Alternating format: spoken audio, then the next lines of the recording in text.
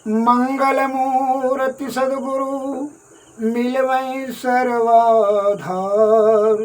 मंगलमय मंगल करनो बिनवहु बारंबार। देशवासियों को मेरा हार्दिक नमन। संत वाणी में एक शब्द आया है, बुद्धिहीनम विषम विद्या, अर्थात बिना बुद्धि का विद्या विष हो जाती है, ऐसा बुद्धिमानों का वक्तव्य है। अतः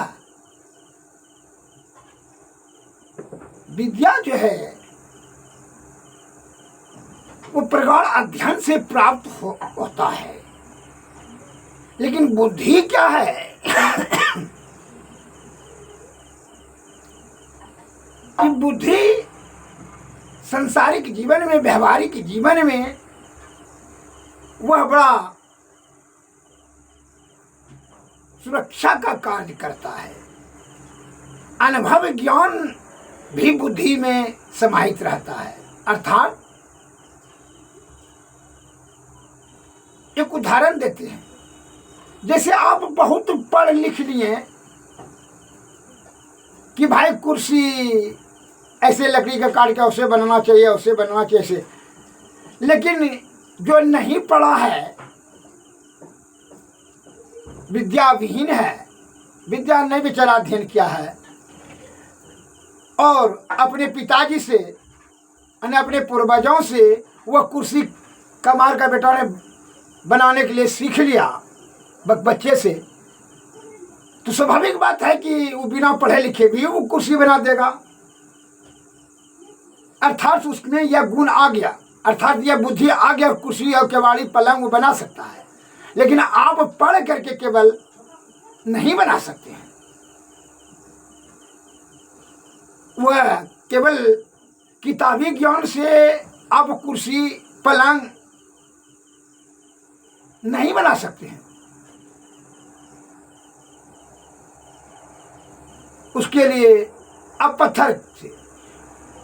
पत्थर का शंकर भगवान बना दिया, कोई सरस्वती माँ का चित्र बना दिया, कोई काली माँ का, कोई दुर्गा माँ का, वह पूजनीय हो गया। कोई धोबी का पाट बना दिया, कोई पत्थर को चिकना काट कर करके घर में लगवा दिया। मैंने कहने का तात्पर्य है, कोई आटा चक्की मिला बना दिया। एवं प्रकार से कि जो पत्थर का चक्की बना दिया तो वह आटा पीस करके खाने लगा, तो वह हुआ व्यवहारिक ज्ञान, अर्थात उसको बुद्धिमान, बुद्धि है उसको। और केवल आप किताब पढ़ कर करके आप आटा चक्की या शंकर भगवान का या सरस्वती माँ का चित्र आप नहीं बना सकते। पत्थर काट करके, पत्थर मार के केवल किताबी ज्ञान से नहीं हो सकता है ऐसा, जब तक कि आपका अनुभव ज्ञान नहीं हो। जैसे मान लीजिए कि आप यह बात पढ़ रहे हैं किताब में कि भाई पानी में डूबने से तैरने के लिए तैर करके निकला जा सकता है, पढ़ लिए किताब में, लेकिन आप तैरे कभी नहीं हैं। लेकिन एक डंडम जब पानी में आप जाएंगे तो तैर नहीं सकेंगे, केवल पढ़ने से आप तैर नहीं सकेंगे, जब तक कि जो एक्सपेरिमेंट जो बराबर जो है वो तैरने के लिए सीखा नहीं है, वो डूब करके मर जाएगा। मैं एक लघु कथा इसी पर कहता हूँ, जरा ध्यान से सुनेंगे। का ज्ञान का बात ध्यान से सुनना चाहिए। सुनी समझई मन मुदित मनो, और मन जहीं जहीं अनुराग, लही चार फल अक्षत जनो, साधु समाज प्रयाग। ऐसा संत महात्मा लोग ने कहा है कि सुनने से केवल नहीं होगा भाई, समझना पड़ेगा, और केवल समझने से नहीं होगा, उसको अमल करना होगा, तभी न लाभ। और जो अमल करेगा क्या होगा? चारों फल की प्राप्ति होगी। चार फल कौन कौन? धर्म, अर्थ, काम और मोक्ष।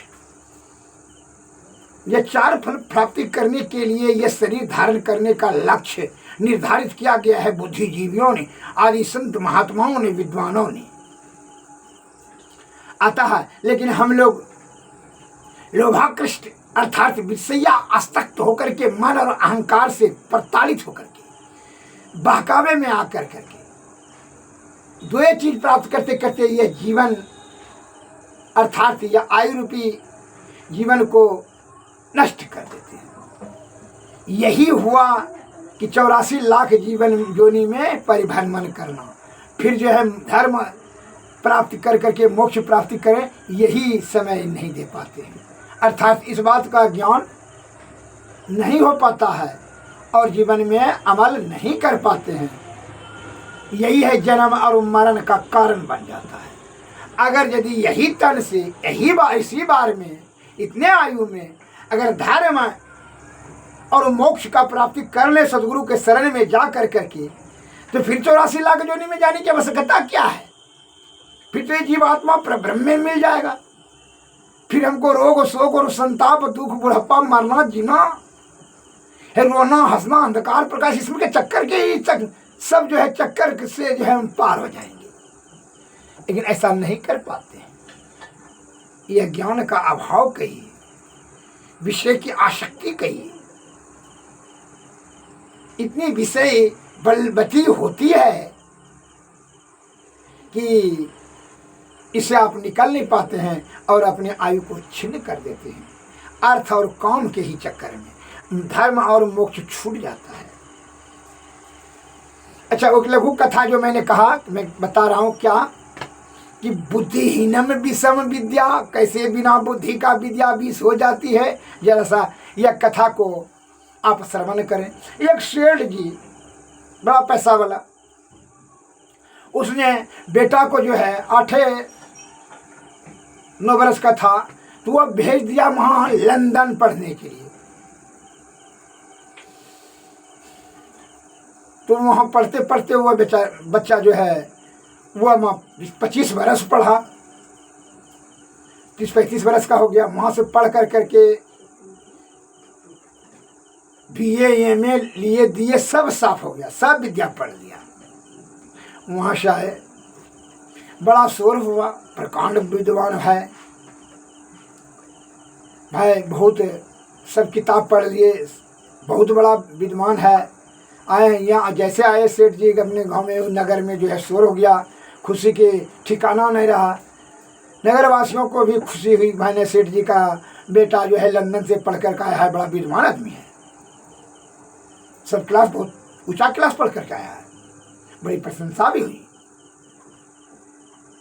एवं प्रकार से हुआ क्या कि 7-8 दिन के बाद खुशी में जो है उसका भोज भात भी खिलाया ग्रामीणों को, नगरवासियों को।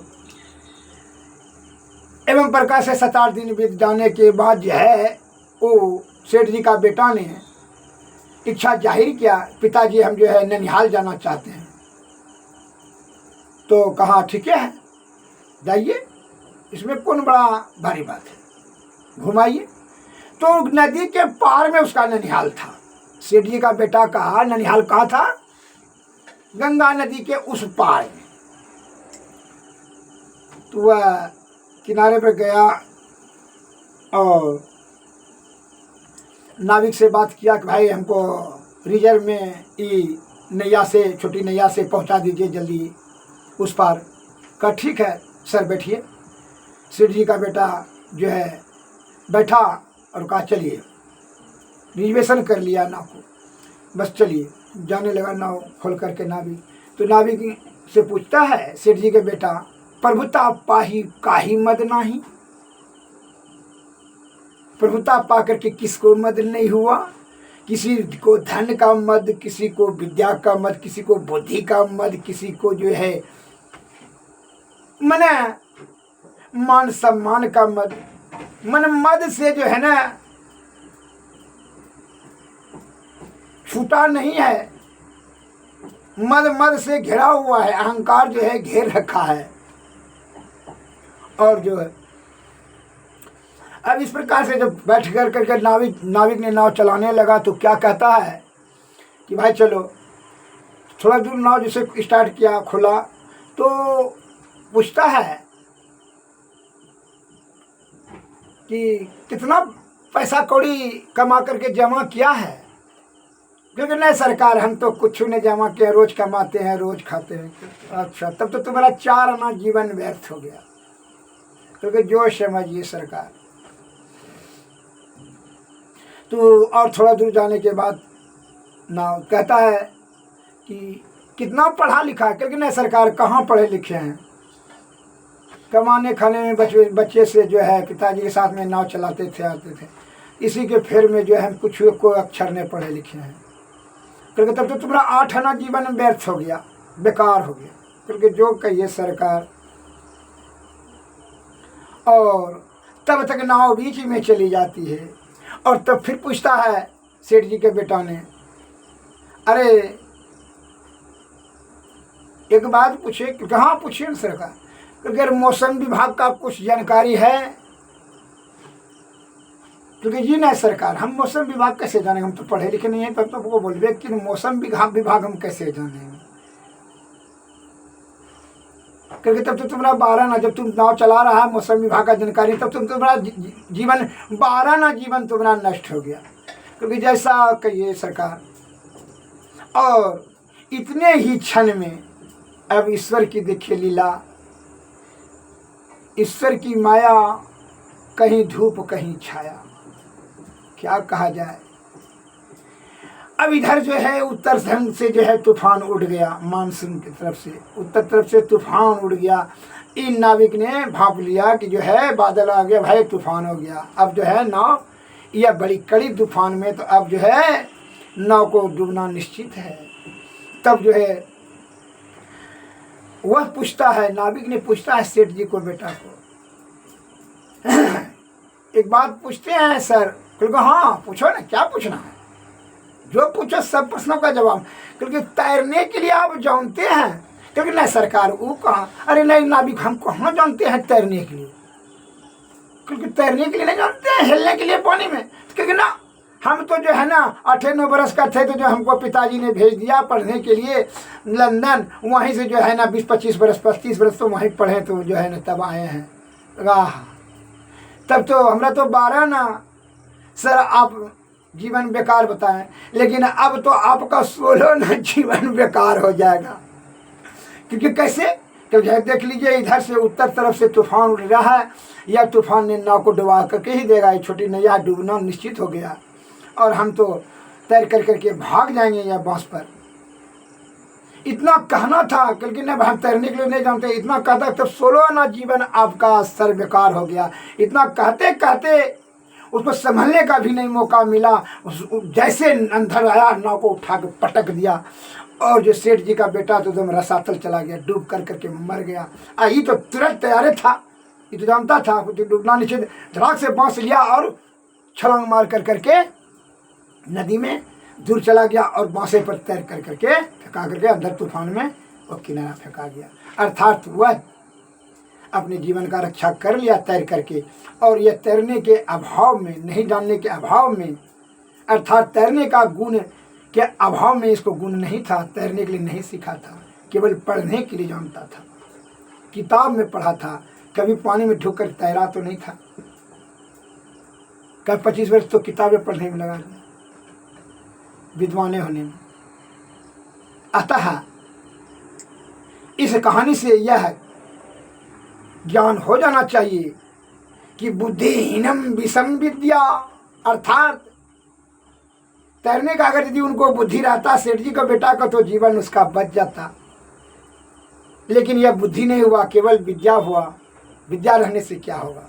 इसलिए यह जीवन को सुरक्षित, सुव्यवस्थित और सुदृढ़ रखने के लिए बुद्धि होना परम आवश्यक है। मैं जैसे आप जो है बुद्धिमान लोग कहते आ रहे हैं कि भाई मन और अहंकार इस विषय को प्रवर्धन कराने वाला है। यह दोनों अंतःकरण इंद्रियां हैं। और 5 ये गर्म जो है ज्ञान इंद्रियां, रूप, रस, गंध, शब्द और स्पर्श, यह पांचों का मालिक जो है मन है, मन ही मर्डर है, मन ही मुखिया है। ये पांचों को, और मन का हमेशा आदत है वह नीचे की ओर जाएगा, अधपतन हमेशा जो है नीचा ही कार्य बलन, उसकी प्रवृत्ति है नीचा। मन कभी अच्छा कार्य करने में वह अस्थिरता नहीं दिखाएगा और कभी न अच्छा कार्य कर सकता है। जैसे जल का गति हमेशा नीचे की ओर है और हवा का गति हमेशा ऊपर की ओर है, तो मन हमेशा क्या करेगा, वह विषय को जो है उत्तेजित करता है और विषय के ओर ही गिराता है। कबीरदास जी ने भी कहा, मनमा तो पंछी भया उड़ के चला आकाश, या ऊपर से गिर पड़ा माया के पास। ये माया के पास हरदम गिरेगा। इन्हें कहेगा कि ईश्वर प्राप्त करना चाहिए, किसी का उपकार करना चाहिए, किसी को दया करना चाहिए, ये कभी नहीं कहेगा मन। वो कहेगा भी तो चित्त और बुद्धि।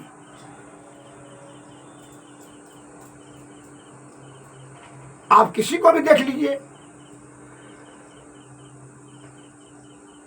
जैसे विषय आसक्त जो है वह मन के बहकावे में आकर के ज्ञान इंद्रियां जो है विषयी से आसक्त हो जाता है और उसके कथनानुसार वह कार्य करता है, जिसका दुष्परिणाम यह होता है क्या, कि उसको दंड का भागी बनता है, जीवात्मा को कष्ट होता है। उदाहरण लीजिए, एक उदाहरण मैं बता देता हूं। आप नेत्र से किसी सुंदरी स्त्री को देखें, आप कामासक्त होगी। देखने का क्रिया कौन किया? देखने का क्रिया तो कौन किया? आंख ने। और कोई शत्रु को देखें तो आपको क्रोध होने लगा। आंख का केवल काम हुआ देखना और मन का काम हुआ कि क्रोध करना और काम वासना जगाना। सुंदर स्त्री को तो काम वासना जगाया और कोई शत्रु को देखा तो क्या हुआ, उसको नाश करने के बारे में सोचा, क्रोध की जागृति किया। ये मन की बेईमानी है। अगर यदि मन अगर आपका नियंत्रण में रहता तो आप यह कहते हैं कि जो सुंदर स्त्री है वो तो मेरी पुत्री के समान है, माँ के समान है। यह बुद्धि कहता है, ज्ञान कहता है, चित्त कहता है, लेकिन मन तो कहता है कि नहीं, सुंदर स्त्री है, उसके प्रति आकर्षित कर देता है और वह गलत कार्य करने के लिए। अब जैसे एक शत्रु को अगर यदि बुद्धि कहेगा जिस प्रकार वो जो है स्वार्थ के वशीभूत उसी प्रकार मैं हूँ, छोड़िए वो जो काम कर रहा है, हमको क्या कर जरूरत है, उससे कोई शत्रुता नहीं। अच्छा, तो उसने गलती भी किया है तो चलो भाई उसको क्षमा कर दिए, बात वहीं खत्म हो गया। लेकिन न मन उत्तेजित होकर करके का क्रोधातुर हो जा करके उसको चाहते हैं कि किसी प्रकार उसको दमन करे और उसको नष्ट कर दें। यह मन की बेईमानी है। अतः इसीलिए हमारे संत महात्मा लोग कहते हैं मन निग्रह कर करके आप तब क्या करें, मन और अहंकार, मन को निग्रह करके तभी सही विजय जो है ज्ञान इंद्रियां पर आप विषय नहीं भागेगा। का केवल आँख का काम है देखना, विषय को जागृति करना, प्रवर्धन करना मन का काम है।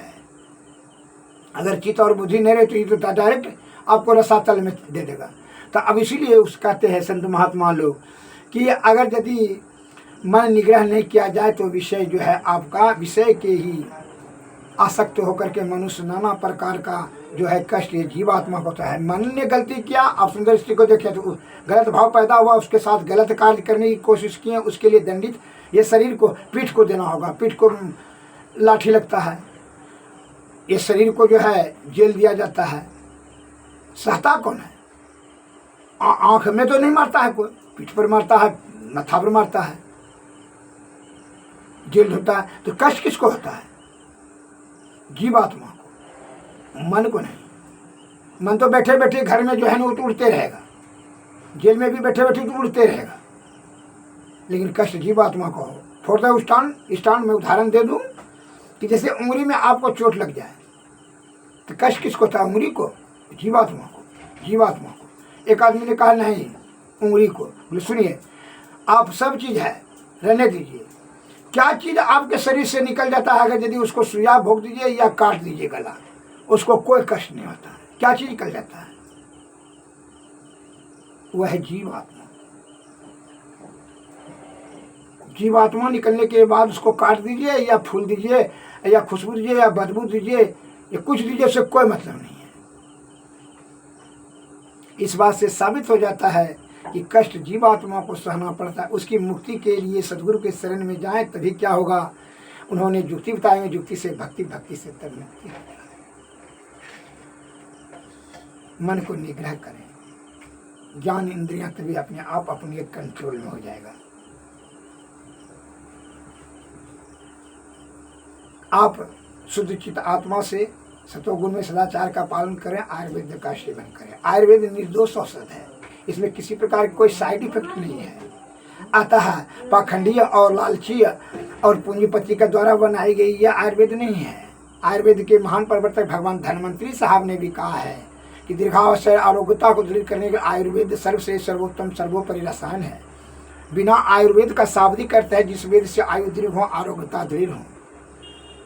आप करोड़ों रुपया का वस्त्र पहन लें, लेकिन बिना करोड़ों रुपया का जेवर पहन लें, लेकिन बिना वस्त्र का आप नंगे के समान है, नंगे हैं, उसको नग्न ही कहा जाएगा, निर्वस्त्र ही कहा जाएगा।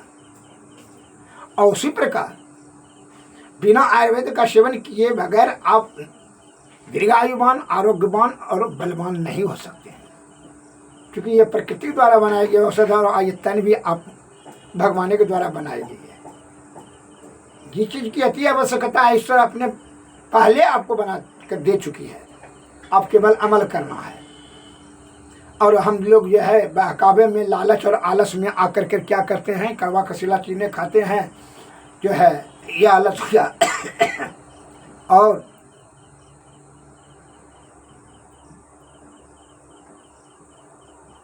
आलस में और लालच में कि जल्दी तुरंत ठीक हो जाएगा।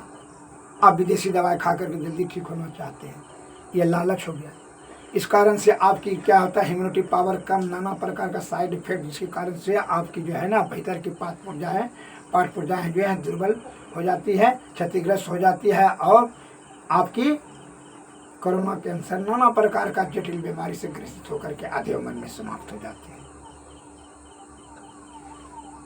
अतः शुद्ध चित्त आत्मा से सद्गुरु वैद्य वचन विश्वास, असंयम नियम विषय नहीं आशा। अर्थात विषय का परित्याग करके सद्गुरु और वैद्य के वचन को जो अमल करते हैं उससे सफलता सिद्धि मिलती है, इसमें जरा भी संशय संदेह नहीं है। अगले पाठ में और श्रीमान का सेवा करेंगे प्रवचन के माध्यम से। परवचन अर्थात जो श्रेष्ठ परम ने उपसर्ग है, श्रेष्ठ वचन। यह परवचन से ही आपका क्या है, श्रेष्ठ वचन है। इसी से आपका क्या लौकिक और अलौकिक दोनों का कल्याण हो जाएगा। ध्यान रखिएगा, परवचन का शाब्दिक अर्थ है श्रेष्ठ वचन। जो अलौकिक चीज और लौकिक दोनों में आनंद ही, यह आनंद उधर परमानंद। जय हिंद, जय भारत। सद्गुरुवे नमः।